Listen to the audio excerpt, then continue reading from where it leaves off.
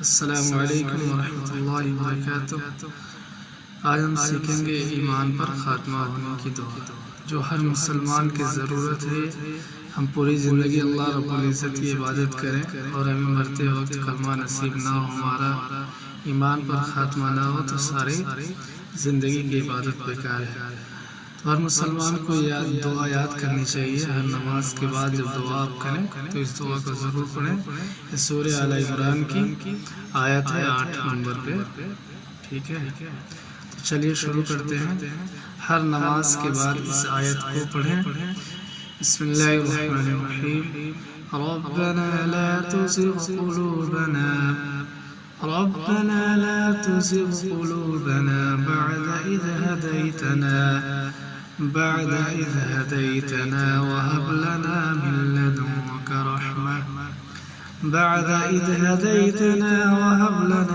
لدنك رحمة إنك أنت الوهاب۔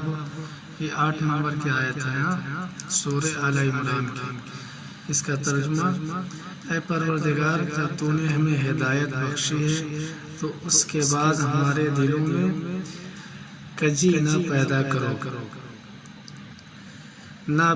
کر دیجیے اور ہمیں اپنے ہاں سے نعمت عطا فرما، تو بڑا عطا فرمانے والا ہے۔ یہ اس کا ترجمہ ہے۔ تمام حضرات سے گزارش ہے کہ اس کو ضرور یاد کریں، اس دعا کو، اور ہر فرض نماز کے بعد اس کو پڑھیں۔ جب بھی دعا کریں اللہ رب العزت سے تو اس کو ضرور پڑھا کریں تاکہ ہمارا ایمان پر خاتمہ ہو۔ السلام علیکم ورحمۃ اللہ وبرکاتہ۔